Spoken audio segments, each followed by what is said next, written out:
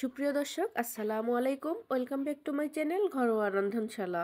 এই শীতের শুরুতেই অনেকেই জ্বর সর্দি কাশি লেগে আছে, কারো মুখে রুচি নেই। ঠিক আমিও তার বিপরীত না। তাই এরকম ঝাল ঝাল লোভনীয় চেপা শুটকির ভর্তা বানিয়ে মুখে রুচি ফিরিয়ে আনুন।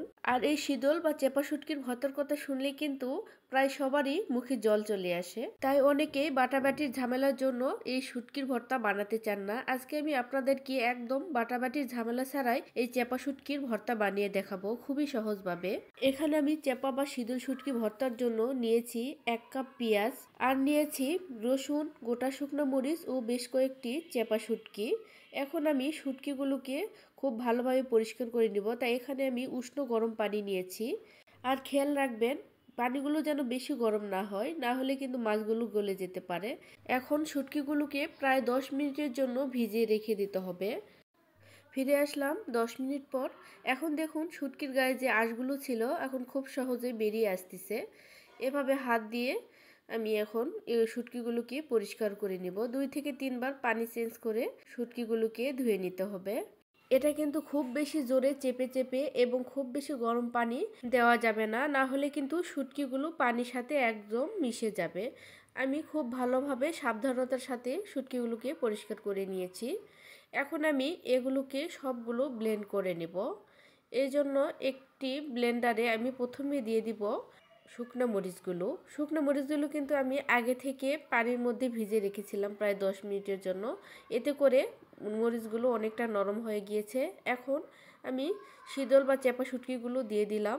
এরপর দিয়ে দিব বেশ কয়েকটি রসুনের কোয়া। আর শুটকির মধ্যে একটু রসুনটা বেশি দেওয়ার চেষ্টা করবেন। এতে করে শুটকি ভুনা বা ভর্তা করলে খেতে বেশি ভালো লাগে। এখন সবগুলো একসাথে ব্লেন্ড করে নেব।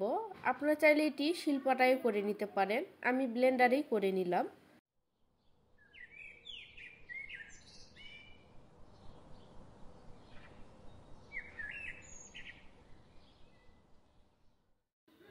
আমার ব্লেন্ড করা হয়ে গিয়েছে।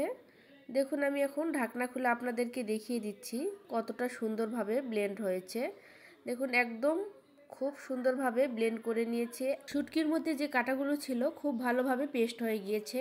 এখন চলুন রান্নাতে চলে যাই। এখানে চুলায় একটি প্যান বসিয়ে দিয়েছি। এখন প্যানের মধ্যে দিয়ে দিলাম পরিমাণ মতো সরিষার তেল। আর শুটকি ভুনা বা ভর্তার মধ্যে একটু তেলের পরিমাণটা বেশি দেওয়ার চেষ্টা করবেন। তেল গরম হয়ে আসলে তেলের মধ্যে দিয়ে দিলাম 1 কাপের মতো পেঁয়াজ কুচি। এখন পেঁয়াজটা একটু ব্রাউন কালার করে ভেজে নেব। এই জন্য এই পর্যায়ে এসে এখন দিয়ে দিব স্বাদ মতো লবণ। লবণ আমি আগেই দিয়ে দিলাম, এতে করে পেঁয়াজটা খুব তাড়াতাড়ি নরম হয়ে যাবে এবং ভাজাটাও খুব তাড়াতাড়ি হয়ে যাবে। এখন আমি পেঁয়াজটাকে হালকা বাদামি করে ভেজে নেব। পেঁয়াজ হালকা বাদামি করে ভাজা হয়ে গেলে এখন দিয়ে দিব সেই আগে থেকে ব্লেন্ড করা শুটকির পেস্টগুলো।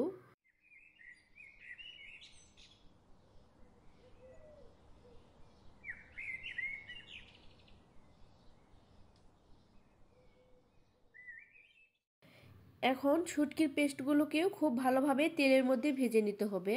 এতে করে যে কাঁচা গন্ধটা আছে দূর হয়ে যাবে, তখন খেতেও অনেক বেশি টেস্ট লাগবে। এভাবে অনবরত নেড়েচেড়ে আমি শুটকির পেস্টটাকে প্রায় তেলের মধ্যে 4 থেকে 5 মিনিটের মতো ভেজে নেব।